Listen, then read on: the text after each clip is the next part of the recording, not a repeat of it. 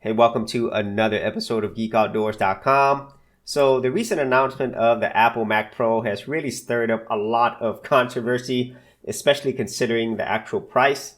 And so today I'm going to be talking about this because eventually everybody is going to compare this, as usual, to what you would get with an actual PC. Now, I will say that this Apple Mac Pro, and everybody is in agreement with this, I would say, is not for your normal average consumer, okay? This Apple Mac Pro is made primarily for professionals and commercial applications. So I really have no arguments against that. However, the one thing that I really talked about, especially on my initial reaction, was for the actual base model of the Apple Mac Pro and the horrible value proposition that they are offering at the starting price of $6,000. So let's go ahead and look into what we actually have here in terms of the base level specs. So whenever you buy this Apple Mac Pro, it comes with a 8-core, 3.5 gigahertz Intel Xeon W processor. That's 8-core, 16 threads. You can turbo boost this up to 4 gigahertz.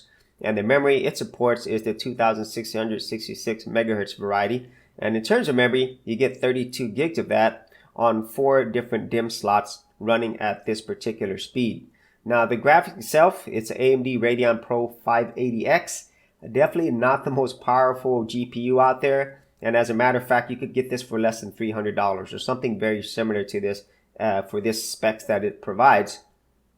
And in terms of the actual storage itself, it's absolutely puny. It has 256 gigs of SSD storage at the base level. Now, for this base level performance, I really feel that you are not getting your value for your money. And as a matter of fact, it's almost an insult for anybody who's going to be buying this at the base price. But that's definitely not what Apple is looking towards.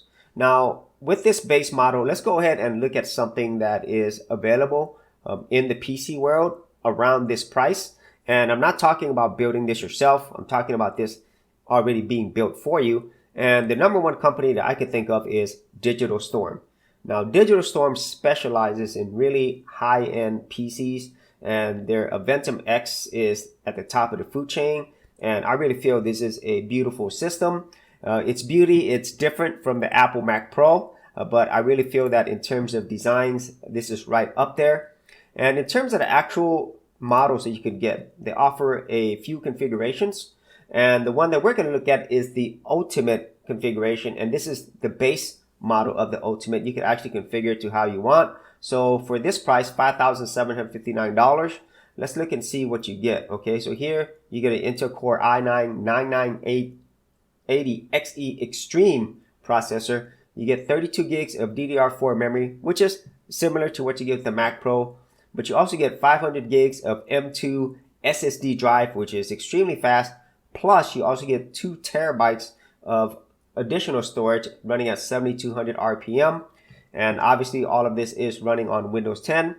And if you look at here, you can actually configure it how you want. But overall, for the same price or about the same price, you're going to get more out of this at the base level. Okay, and in terms of the actual comparisons, this actual website, ZDNet, did a great job of talking about the specs of the Apple Mac Pro and how you would actually build this out comparatively to a PC. And they actually talk about every single one of these components. And with all of these comparisons, they start off first with the processor. And so the processor itself is very similar to this one. It's a W223 Xeon. And this one retails for about $749. And the Intel Core i9 processor that we're talking about in the Digital Storm is this XE Extreme. And this processor is almost $2,000. So this is a very fast processor. And whenever they compare this to the one that is in the Mac Pro or something very similar, there is the 9900K, which is about $500. And that actually outperforms the one that is very similarly spec to the one in the base level Apple Mac Pro. And as we're going through the memory, this actually should be in a 6 DIMM slot to actually get more out of this versus having 4 DIMM slots. And then also the storage. Yeah, that's really nothing left to be said here. with the actual Digital Storm configuration, you're going to get way more storage for your money. So definitely a big win there. And they're going to go down here further and they price this out. And so this is what's really interesting. So they priced out very similar parts to what's in the Apple Mac Pro. And at the end of the day, they came out to about $2,278 if you were to build one yourself with very similar specs. And so this is definitely not, I would say, the best value if you compare to the $6,000 that Apple is charging for their base level Pro machine. And then if you compare it against the Aventum X, their Ultimate, at their base specs, you're going to get way more for your money. And about the only place that I really feel the Apple Mac Pro, at least in this instance, really would beat out a similarly spec PC is in its expandability. That's really where the Apple Mac Pro shines. And it really goes back to what Apple is really doing with this machine. They don't want people to buy the base level. These people are not stupid. Apple's not stupid. They're smart. They know that people are not going to be spending the most money if they actually went at the base level.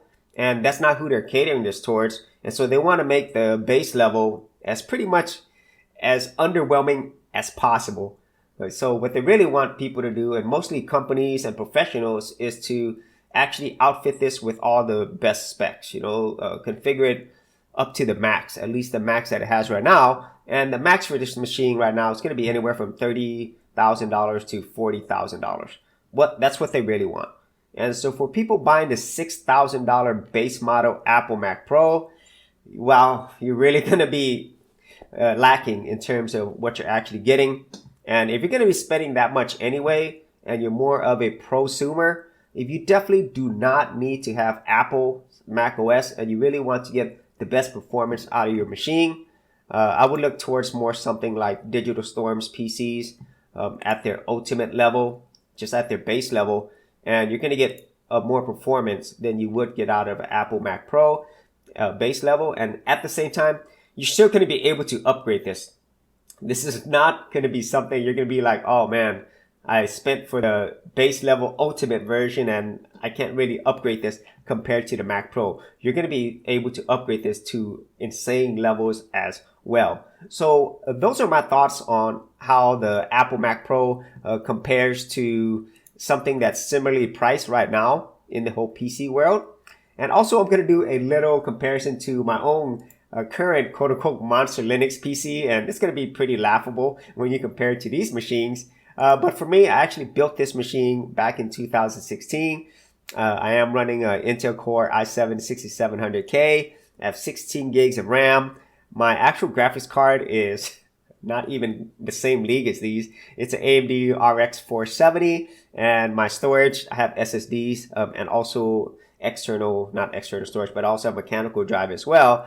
And so that's what I'm running with. And for me, at least for my needs, it does everything I need to do. Most of my horsepower that I need it for is to do content creation specifically for 4K. So it still does everything that I need, and I can still upgrade this as well. And so those are my thoughts on the Apple Mac Pro versus a similarly priced PC, and also versus my very powerful monster Linux PC. So if you actually had any thoughts on this, be sure to leave that in the comments area below.